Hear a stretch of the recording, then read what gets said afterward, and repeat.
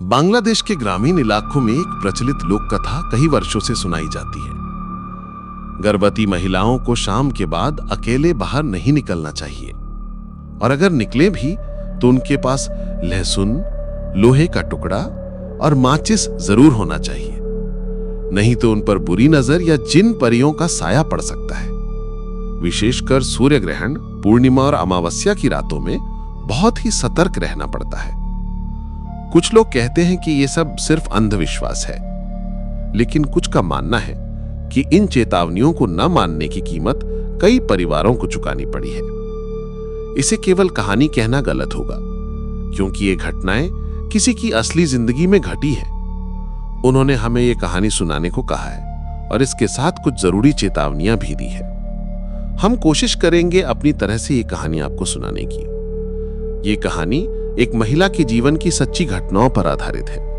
वो महिला जिसने हमें ईमेल के जरिए ये कहानी भेजी है, उसका नाम है सायमा रहमान रितु और वो आबिद हुसैन पावेल की पत्नी है। सायमा रहमान रितु 24 साल की एक नवविवाहिता महिला है जो ढाका के मीरपुर इलाके में पली बढ़ी है। उसकी शादी पारिवारिक तौर पर आबिद हुसैन पावेल से हुई थी। पावेल ढाका के एक निजी बैंक में नौकरी करते हैं। पावेल का परिवार गांव में रहता है, लेकिन नौकरी की वजह से वो खुद ढाका में ही रहते थे। शादी के कुछ ही समय बाद पावेल रितु को लेकर लौटे अपने पुश्तैनी घर कुमेला के एक पुराने गांव सदरपुर। वहां एक बड़ा सा पुराना मकान है, चारों तरफ ऊंचे ऊंचे पेड़, एक तालाब और बरगद के पेड़ की छाया से ढका हुआ आंगन। इस घर में केवल पावेल की मां रहती हैं। उनके पिता का निधन 2020 में कोरोना से हुआ था। कहानी शुरू होती है तब जब शादी के 3 महीने बाद पावेल को पता चला कि उसकी पत्नी गर्भवती है। शुरू के कुछ दिन रितु के लिए बहुत ही खुशी भरे थे। वो और उसकी सास मिलकर घर के कामों में व्यस्त रहती थी। उसकी सास उसे बहुत सावधानी से रहने को कहती थी। उस वक्त से ही उसकी सास कुछ विशेष सावधानियां बरतने लगी, जैसे कि उन्होंने रितु की कमर में एक लोहे का टुकड़ा धागे से बांधकर पहना दिया। हर रात रितु के बिस्तर के नीचे लहसुन और सूखी मिर्च रखती थी। संध्या ढलने के बाद उसे घर के बाहर जाने की इजाजत नहीं थी। रितु शुरू में इन बातों को हंसी में टाल देती थी, लेकिन एक रात एक भयानक घटना घटी। उस दिन अमावस्या थी। आसमान काला था, पेड़ों में अजीब अजीब आवाजें आ रही थीं और कुत्ते बिना किसी कारण के जोर जोर से भौंक रहे थे। रात के करीब 12 बजे जब रितु सोने जा रही थी, तभी उसे लगा कि खिड़की के पास कोई खड़ा है। उसका चेहरा साफ नहीं दिख रहा था, लेकिन उसने देखा सिर्फ 2 लाल आंखें जो सीधे उसकी ओर घूर रही थीं। पहले उसने ज्यादा ध्यान नहीं दिया, सोचा कि शायद किसी दूर के घर की रोशनी है। इन बातों को नजरअंदाज करके रितु ने लाइट बंद कर दी और बिस्तर पर लेट गई। कुछ देर बाद उसने देखा कि एक काली परछाई उसके कमरे में एक कोने से दूसरे कोने तक जा रही है। वो जोर से चीख पड़ी। सास ने देखा कि रितु कमरे के एक कोने में औंधे मुंह लेटी हुई थी और उसका पूरा शरीर कांप रहा था। जैसे ही सास ने उसके शरीर को छुआ, लगा जैसे उसका हाथ जल गया। रितु को तेज बुखार था। पूरी रात रितु की सास ने एक पल के लिए भी नींद नहीं ली। वो पूरी रात उसके माथे पर ठंडी पट्टियां रखती रही। उसी रात पावेल की मां ने पावेल को फोन कर कहा, कल सुबह जल्दी घर आना बहुत जरूरी है। पावेल ने पूछा क्या हुआ, तो मां ने बस इतना कहा, रितु बहुत बीमार है। अगली सुबह पावेल बहुत तड़के ही घर के लिए निकल पड़ा। घर पहुंचते ही वो रितु को अस्पताल ले गया। अस्पताल ले जाते वक्त उसकी मां ने उसे पूरी बात बताई, रात को क्या क्या हुआ था। हालांकि रात में उन्होंने फोन पर थोड़ा बहुत बताया था, लेकिन अब सब विस्तार से सुनकर पावेल चौंक गया। डॉक्टर ने रितु की जांच की, लेकिन कोई गंभीर समस्या नहीं मिली। डॉक्टर ने कहा, इस समय गर्भवती महिलाओं को एंजाइटी होती है, वे बहुत सी बातों को लेकर चिंता करती हैं। शायद ज्यादा सोचने के कारण वो बेहोश हो गई हो और डर गई हो। डॉक्टर ने कहा सब कुछ सामान है और उसी दिन रितु का अस्पताल से छुट्टी दे दी। लेकिन उसी दिन से रितु की तबीयत बिगड़ने लगी। अचानक उसका दिल जोर जोर से धड़कने लगता। वो ठीक से खा नहीं पाती, कभी कभी उसे हल्का बुखार रहता और रात को वो सो नहीं पाती क्योंकि उसे डरावने सपने आते। एक रात उसने सपने में देखा कि एक परछाई उसे घर के पास के तालाब की ओर बुला रही है। तालाब की सीढ़ियों पर एक लड़की बैठी है। उसकी उम्र अंदाजा लगाना मुश्किल था, पर शायद 18 साल से कम होगी। जब वो लड़की घूमी, ऋतु ने देखा उसका पेट फूला हुआ है, जैसे कि वो गर्भवती हो। ऋतु सोच में पड़ गई, इतनी छोटी लड़की गर्भवती कैसे हो सकती है? जब उसने और ध्यान से देखा तो देखा लड़की के पेट में 2 छोटे छेद हैं और उन छेदों से धीरे धीरे खून बह रहा है। फिर लड़की ऋतु की ओर देखकर बोली, मेरे साथ पानी में चलो, अब से तुम हमारे साथ रहोगी। इतना कहकर लड़की जोर से चिल्लाई और तालाब में छलांग लगा दी। जब उसने छलांग लगाई तो ऋतु ने देखा तालाब में सिर्फ वो एक लड़की नहीं थी, बल्कि बहुत सारी लड़कियां तैर रही थीं और वे सब की सब ऋतु की ओर देख रही थीं। हर लड़की का चेहरा देखकर लग रहा था कि वे कई दिनों से कुछ खाए पिए नहीं है, फीके खूनहीन चेहरे। फिर अचानक ऋतु की नींद टूट गई। उसके बाद वो पूरी रात सो नहीं पाई। वो बस जागती रही और सोचती रही, मैंने क्या देखा, क्यों देखा? अगली सुबह उसने अपनी सास को सब कुछ बता दिया जो उसने सपने में देखा। उसकी सास समझ गई कि कुछ तो गड़बड़ है, इसलिए बिना देरी किए उन्होंने गांव की एक बुजुर्ग महिला को बुला लिया। उसका नाम हलीमा था और गांव में सब उसे हलीमा खाला कहते थे। हलीमा खाला कई सालों से गर्भवती महिलाओं की देखभाल कर रही थी। वो झाड़ फूंक, तावीज, कवच, दुआ दरूद में पारंगत थी। यहां तक कि कई बार वो दाइमा बनकर महिलाओं की डिलीवरी भी करवा चुकी थी। वो जब घर में आई तो इधर उधर देखती रहीं और फिर बोली, इस घर में तो बहुत परेशानी है। मुझे लगता है यहां किसी और की परछाई है। हलीमा खाला ने ऋतु की सास से कहा, आपके बेटे की पत्नी के गर्भ पर किसी की बुरी नजर है। फिर ऋतु की ओर देखकर बोली, बहू, तेरे पेट में सिर्फ एक बच्चा नहीं है, कोई बुरा शैतानी जिन भी उसमें घुसने की कोशिश कर रहा है। पावेल को शाम को जब यह सब पता चला तो वो तुरंत घर आ गया।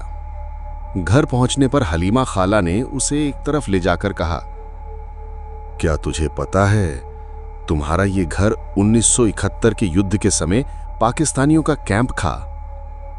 इस घर में बहुत बुरे किस्से हैं। कई लड़कियां यहां मरी थीं, उनके पेट में बच्चा था।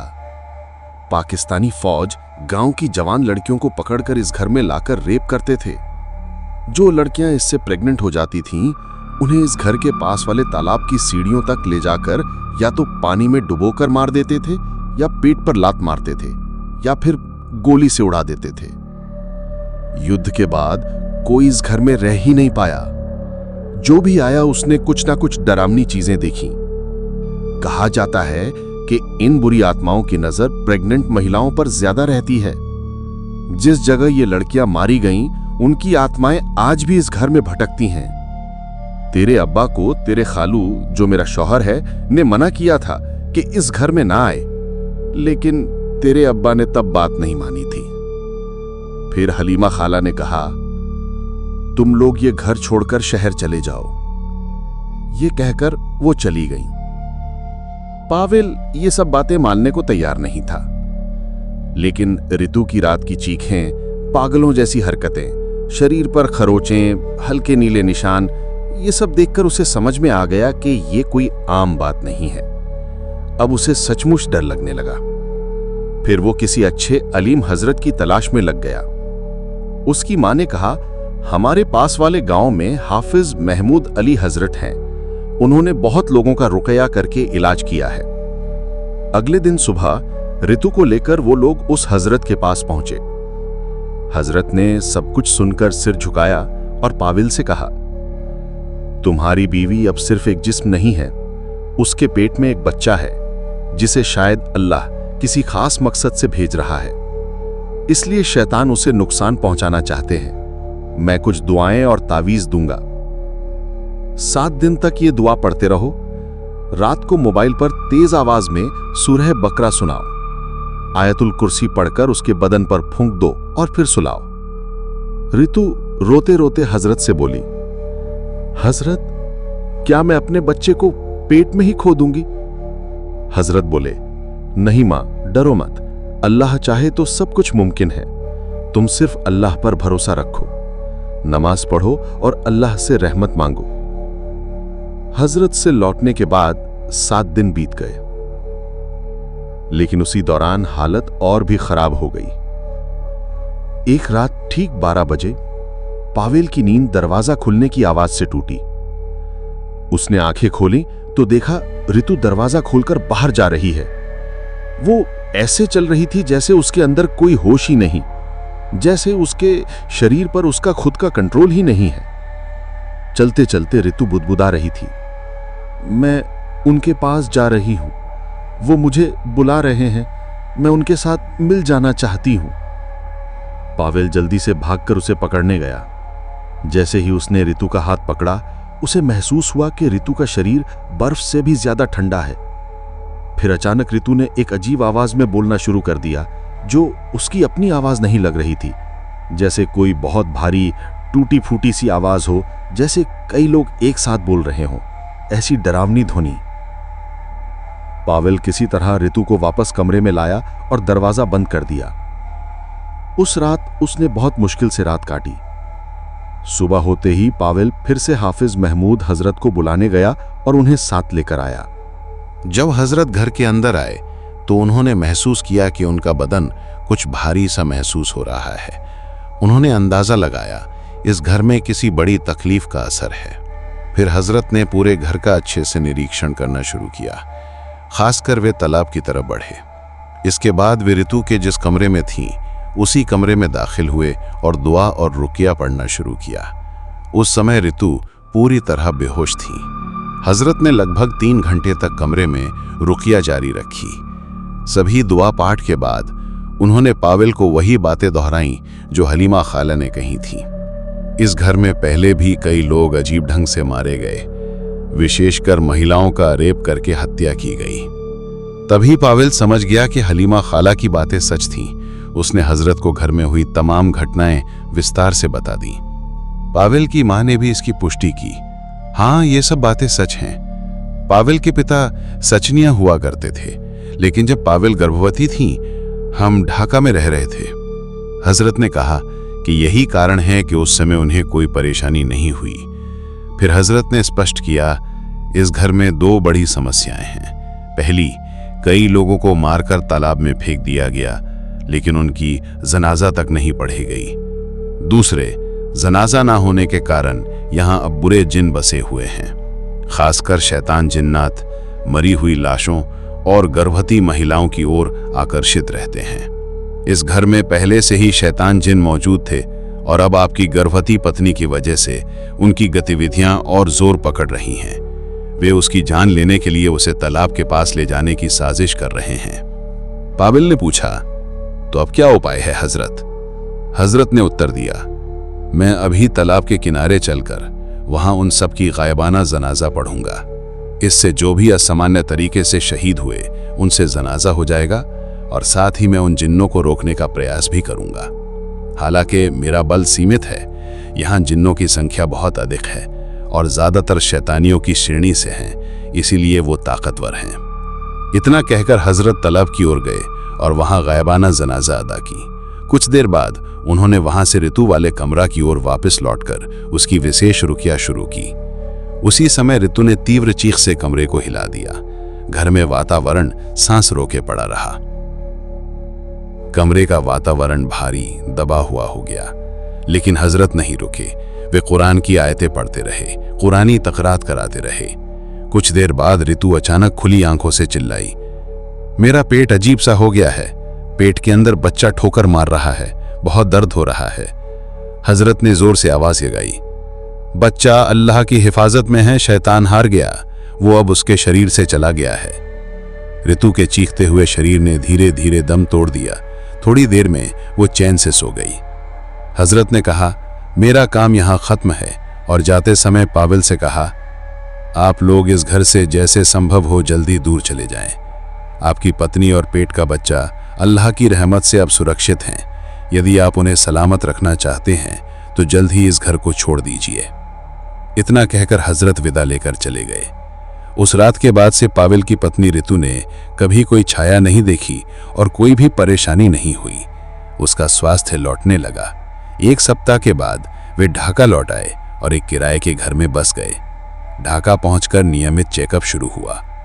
9 महीने बाद एक प्राइवेट अस्पताल में ऋतु ने एक प्यारी सी लड़की को जन्म दिया।